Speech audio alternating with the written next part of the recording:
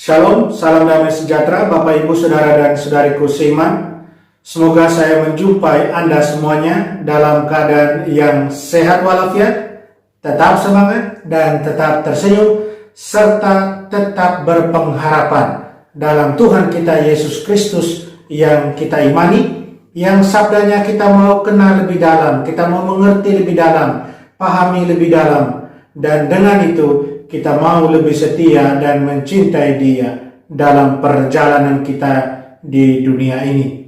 Saudara dan saudariku, jumpa kembali dengan saya, Romo Adi SVD, dalam permenungan harian Sabda Tuhan Embun Sabda di hari Minggu tanggal 1 November 2020. Bulan November, saudara dan saudariku, kita mengenangkan semua mereka yang sudah meninggal, semua mereka yang sudah kembali ke rumah Bapa di surga.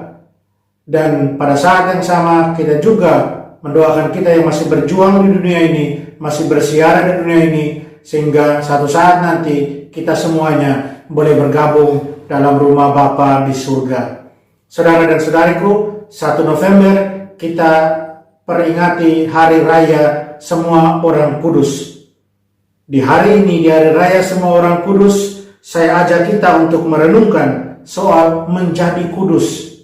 Menjadi kudus itu berarti menjadi berbahagia, bersukacita, versinya Tuhan. Bagaimana itu menjadi kudus, menjadi berbahagia, menjadi bersukacita, versinya Tuhan.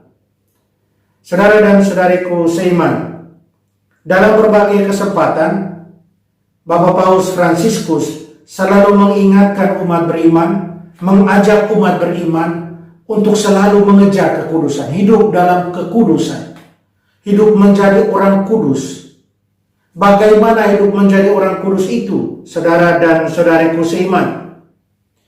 Dalam refleksi saya, orang-orang kudus adalah orang-orang yang mempunyai iman yang teguh.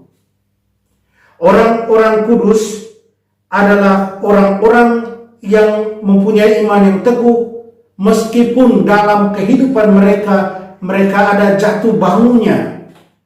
Kadang mereka berbuat dosa, tapi itu tidak menenggelamkan mereka. Karena mereka bangkit kembali dan berjalan bersama Tuhan kembali.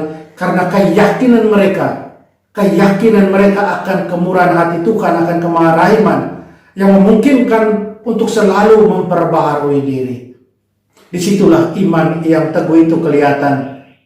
Saudara dan saudariku, menjadi orang kudus adalah juga menjadi orang-orang yang selalu hidup dalam pengharapan dalam iman, yang terus memampukan orang untuk hidup dalam sukacita, meskipun orang ada dalam situasi sulit atau situasi penderitaan. Menjadi orang kudus, saudara dan saudariku, adalah menjadi orang-orang yang selalu melihat bahwa kediaman di dunia ini, rumah di dunia ini hanyalah sementara. Karena ada rumah yang kekal yang menanti di surga. Dan dengan perspektif yang demikian, maka orang-orang yang selalu mengejar kekudusan, orang-orang kudus, mereka akan terus berjuang. Berjuang untuk apa? Berjuang untuk menjadi berkat buat orang lain selama hidup di dunia ini. Sehingga akhirnya boleh kembali ke rumah yang kekal yang sudah dijanjikan oleh Tuhan Allah sendiri. Orang-orang kudus selalu menebarkan kasih Tuhan, kapan saja, di mana saja, dengan siapa saja, tanpa pandang bulu. Saudara dan saudariku seiman, dalam Injil hari ini kita akan dengar Injil Matius bab 5 ayat 1 sampai 12. Tentang sabda bahagia.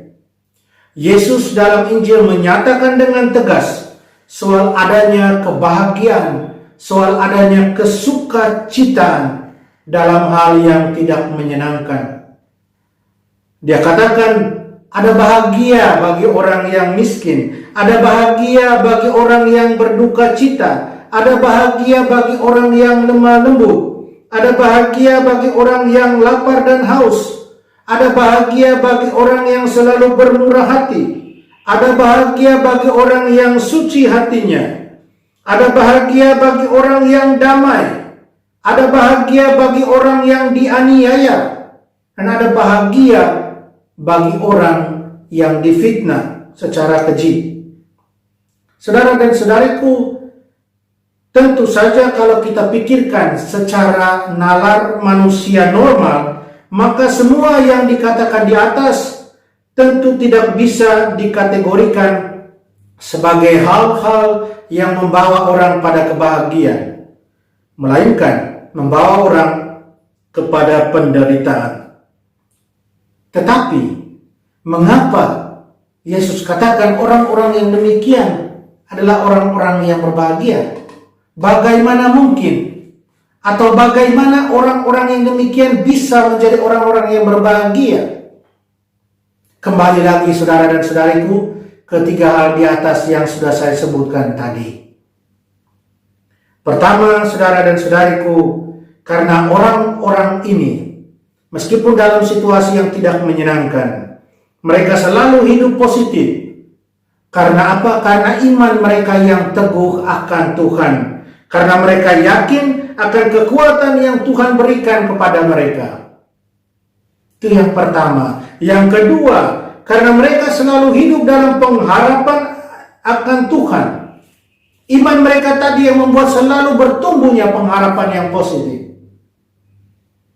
Dan yang ketiga, seperti saya sudah katakan, orang-orang yang demikian, yang seperti digambarkan oleh Yesus dalam bacaan Injil, dalam sabda bahagia, adalah orang-orang yang selalu melihat tujuan hidup mereka adalah hidup kekal, rumah yang kekal di surga.